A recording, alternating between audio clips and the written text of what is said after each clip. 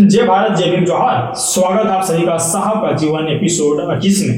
आज की टॉपिक है अमेरिका की चकाचौंध में ज्ञान प्राप्त करने की साधना। डॉक्टर बाबा साहब अम्बेडकर अमेरिका न्यूयॉर्क शहर तो पहुंच गए थे और उन्होंने कोलंबिया यूनिवर्सिटी में एडमिशन भी करवा लिए थे। जब उनका पूरा ध्यान सिर्फ और सिर्फ पढ़ाई पर था। Professor Edwin R Seligman Columbia University library के अध्यक्ष और इकोनॉमिक्स के प्रोफेसर थे। वे भीमराव को लाइब्रेरी में नियमित देर तक पढ़ते हुए देखते थे तो वो भी हैरान हो जाते थे, क्योंकि बाबा साहब सबसे पहले आते थे और सबसे लास्ट में जाते थे। उनका पूरा ध्यान सिर्फ और सिर्फ अध्ययन पर ही रहता था। सेलिगमन बहुत ही विद्वान प्रोफेसर थे। उनकी क्लास में भीमराव नियमित रूप से जाते थे। वे स्टूडेंट को बड़ी मेहनत व लगन से पढ़ाते थे और सभी से प्रेम पूर्वक व्यवहार करते थे।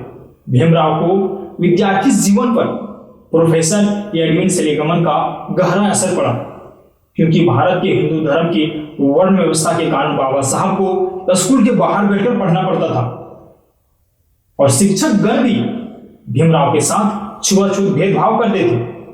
लेकिन यहाँ अमेरिका में ऐसा कुछ नहीं था। यहाँ सभी लोग मिलजुल कर रहते थे, एक साथ बैठकर पढ़ाई करते थे। यहाँ कोई भेदभाव नहीं था। यहाँ के शिक्षक भी बड़े प्यार से विद्यार्थियों के साथ रहा करते थे। ऐसे सुंदर वातावरण माहौल को देखकर भीमराव काफी खुश थे। सन 1914 में लाला लाजपत राय अमेरिका गए थे। उन्होंने न्यूयॉर्क में भारत की राष्ट्रीय आंदोलन का प्रचार करने के उद्देश्य से Indian home rule league of America नामक संस्था बनाई थी। प्रोफेसर सेलिगमन लाला लाजपत राय के मित्र थे। उन्होंने लाला जी से भीमराव का परिचय कराते हुए कहा, भीमराव अम्बेडकर हिंदी विद्यार्थियों में ही नहीं बल्कि अमेरिकन विद्यार्थियों में भी श्रेष्ठ है। लाला लाजपत राय की बहुत इच्छा थी कि भीमराव उनकी संस्था से कुछ काम करे। इसके लिए भीमराव को समझाया भी, लेकिन भीमराव ने बड़े प्यार के साथ अपने अध्ययन की व्यवस्था बताकर मना कर दिया। हालांकि वे अपने देश की विकट स्थिति से अच्छी तरह से वाकिफ थे। राष्ट्रीयता उनमें कूट-कूट कर भरी हुई थी, लेकिन न्यूयॉर्क में उनकी प्राथमिकता पढ़ाई करना था। वे बड़ोदरा महाराजा की दी सहायता की पालना में अध्ययन करना पहला फर्ज मान रहे थे, क्योंकि बाबा साहब ने बड़ोदरा महाराजा की शिक्षा विभाग द्वारा बनाया गया करारनामे में पहले ही लिख चुके थे कि मैं अमेरिका में अपना पूरा ध्यान सिर्फ और सिर्फ विधायक अध्ययन में बिताऊंगा।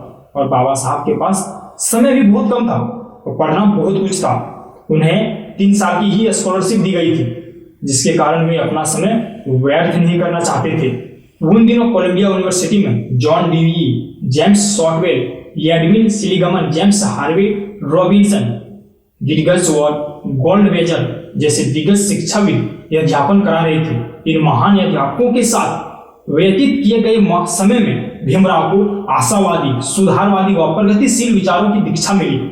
उन्होंने वहां इतिहास, समाजशास्त्र, मानव शास्त्र, मानव वंश शास्त्र, तत्व ज्ञान, अर्थशास्त्र आदि कई विषयों पर अध्ययन किया। इनमें जॉन ड्यूई के मार्गदर्शन व विचारों का प्रभाव बाबा साहब की कई किताबों में देखने को मिलता है। वे जब भारत में प्रोफेसर के रूप में विद्यार्थियों को पढ़ाते थे तो वे जॉन ड्यूई की शैली को अपनाते थे। यानी ही लेसन ऑफ कास्ट नामक किताब में बाबा साहब ने लिखा है, तो जॉन ड्यूई मेरे अध्यापक थे और मैंने उनसे बहुत कुछ सीखा है। लेकिन इससे ज्यादा वे डॉक्टर एडविन सेलिगमन से प्रभावित थे। भारत लौटने के बाद भी उनसे पत्र व्यवहार जारी रहा। जब बाबा साहब सिडनहॉम कॉलेज बॉम्बे में प्रोफेसर थे, तब भी उन्होंने अपने कुछ विद्यार्थियों को डॉक्टर सेलिगमन के पास भेजे थे। ऐसे महान थे हमारे बाबा साहब भीमराव अम्बेडकर। लेकिन लाला लाजपत राय की संस्था में जाने से मना कर दिया, जिसके कारण लोगों ने बाबा साहब को देशद्रोही भी कहा। लेकिन डॉक्टर अम्बेडकर ने अपना समाज और देश के लिए ऐसे ऐसे कार्य किए जिसका आप कभी कल्पना भी नहीं कर सकते हैं। बाबा साहब के कार्यों को इतिहास के पन्नों से मिटाने की प्रयास किया गया, लेकिन मिटा नहीं पाए। बाबा साहब के संघर्षमय जीवन के बारे में जानने के लिए आप हमारे वीडियो को देखते हैं। आज के लिए इतना ही। पूरा वीडियो देखने के लिए आपका बहुत बहुत धन्यवाद। जय भीम, जोहार।